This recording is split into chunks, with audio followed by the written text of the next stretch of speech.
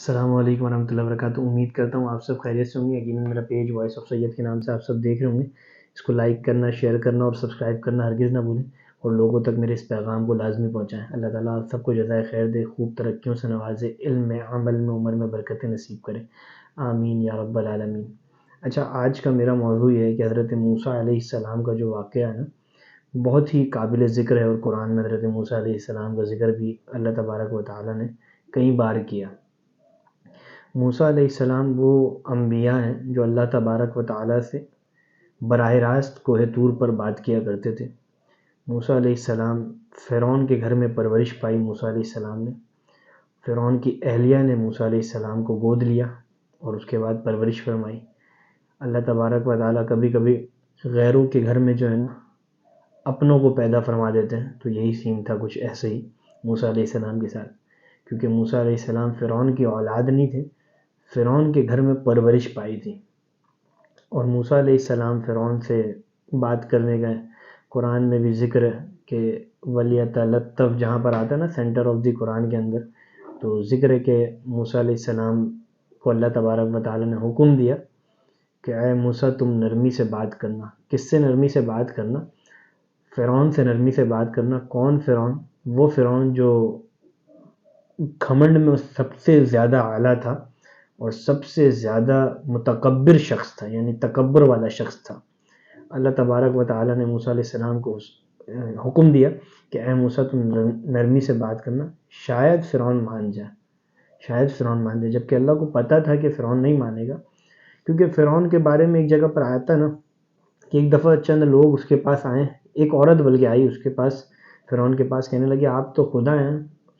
فرعون کے پاس آئی کہ فرعون کے پاس آ کر کہنے لگے آپ تو خدا ہیں، تو آپ ذرا اس مچھلی کو زندہ تو کر کے دکھائیں اگر آپ خدا ہیں تو۔ فرعون اندر کمرے میں جاتا ہے، کہتا ہے کہ اے خدا، آسمان کی طرف رخ کرتا ہے، کہتا ہے اے اللہ مجھے تو معلوم ہے کہ میں خدا نہیں ہوں، اور تجھے بھی پتہ ہے کہ میں خدا نہیں ہوں، لیکن آج میری عزت کی بات ہے، اگر تو اس کو زندہ کر دے گا مچھلی کو تو میں ابھی توبہ کر لوں گا۔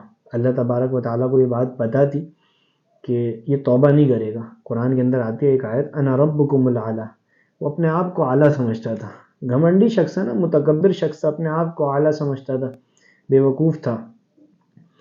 تو یہ واقعہ موسیٰ علیہ السلام، یہ فرعون کا واقعہ ہوا۔ پھر اسی طریقے سے موسیٰ علیہ السلام اپنی قوم کو 40 سال تک سمجھاتے رہے، اور 40 سال تک فرعون کے لیے دعا مانگتے رہے۔ موسیٰ علیہ السلام نے کوئی بد دعا نہیں کی کہ فرعون غرق ہو جائے، لیکن اللہ تبارک و تعالیٰ نے دکھانا تھا دنیا کو کہ دیکھو میں اپنے نیک لوگوں کی مدد کیسے کرتا ہوں، اور اپنے برے لوگوں، میرے ساتھ جو جنگ کرنے والے لوگ ہیں نا، میں ان کا حشر کیا کرتا ہوں۔ تو میرے عزیز دوستوں، بھائیوں، بزرگوں، واقعہ کچھ یوں ہوا کہ موسیٰ علیہ السلام اپنی قوم کو 40 سال تک سمجھاتے رہے، دعا کرتے رہے۔ آخر میں وقت آیا کہ موسیٰ علیہ السلام اپنی قوم کو لے کر نکل گئے کہ بھائی چلو اب فرعون کا مقابلہ کرتے ہیں۔ یہ موسیٰ علیہ السلام آگے چلے جا رہے ہیں، آگے چلے جا رہے ہیں، پیچھے فرعون کا لشکر آئے جا رہا ہے۔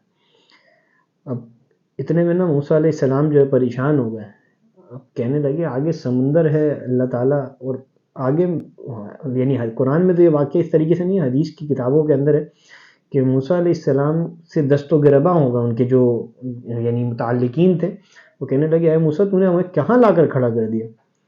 موسیٰ علیہ السلام نے کہا اوپر آسمان والا موجود ہے، آپ پریشان نہ ہو۔ اللہ تبارک و تعالیٰ سے فریاد کی، دعا مانگا، اللہ تعالیٰ نے سمندر میں 7 رستے کھول دیے موسیٰ علیہ السلام کے۔ کتنا عظیم واقعہ ہے۔ اور اسی طریقے سے میرے عزیز دوستوں، بھائیوں، بزرگوں، جب تک ہم جو ہے نا اللہ تبارک و تعالیٰ سے مانگتے رہیں گے نا، تو مدد کے آثار جو نا وہ کشادہ نظر آتے رہیں گے۔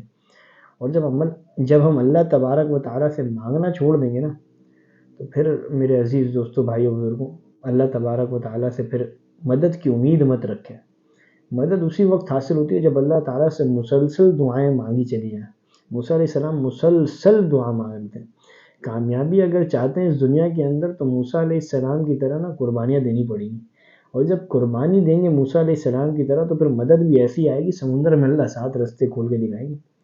وہ موسیٰ علیہ السلام کے واقعات کا نا قرآن کے اندر بڑا ذکر ہے۔ موسیٰ علیہ السلام کو ایک واقعہ یہ بھی ہے نا کہ بارش نہیں ہو رہی تھی، تو موسیٰ علیہ السلام جو ہے اپنی قوم کو لے کر جنگل میں گئے، کہنے لگے اے اللہ آپ بارش برسا دیجئے۔ نماز استسقاء کی ادائیگی کے بعد دعا ہوئی، تو اللہ تبارک و تعالیٰ نے کہا اے موسیٰ تیری اس قوم کے اندر ایک بڑا نافرمان بندہ ہے میرا، تو اس قوم کے اندر سے اس بندے کو نکال دے، میں ابھی بارش برسا دوں گا۔ موسیٰ علیہ السلام نے اعلان فرمایا کہ میری قوم، اس قوم کے اندر کوئی ایک جو ہے نا نافرمان بندہ ہے، اس نافرمان بندے کی وجہ کر جو ہے نا اللہ بارش نہیں برسا رہا، میری گزارش اور عرض ہے کہ وہ اس محفل سے نکل جائے، اس مجلس سے نکل جائے۔ جب موسیٰ علیہ السلام نے یہ اعلان کیا تو پھر جو ہے تمام جو متعلقین تھے ایک دوسرے کی طرف دیکھنے لگے، لیکن جو بندہ گناہ گار تھا وہ دل ہی دل میں شرمندہ ہوا اور اللہ سے توبہ اور تائب ہوگا، معافی مانگی۔ معافی مانگنے کے بعد جو ہے اللہ تبارک و تعالیٰ نے اس کو معاف فرمایا، بارش برسنے لگی۔ تو موسیٰ علیہ السلام نے اللہ سے کہا اللہ ابھی تو قوم سے بندہ بھی نہیں نکلا اور آپ نے بارش برسا دی۔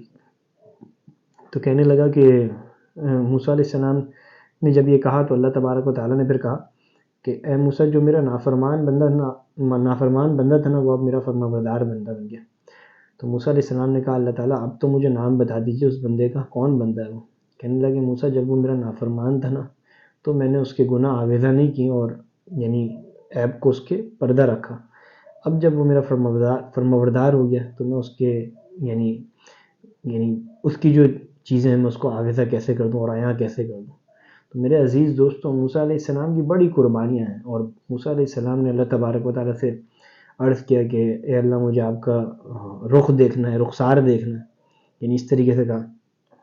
جب کہا تو موسیٰ علیہ السلام کو صرف جھلک دکھایا اللہ تبارک و تعالیٰ نے، یعنی چہرہ بھی نہیں، اس طریقے سے اللہ تبارک و تعالیٰ کی یعنی چیزیں نہیں دیکھی موسیٰ علیہ السلام نے، یعنی چہرہ نہیں دیکھا، اور صرف کوہ طور پر جو ہے نا وہ جھلک اللہ تبارک و تعالیٰ نے اپنی دکھائی تو کوہ طور پورا جل گیا۔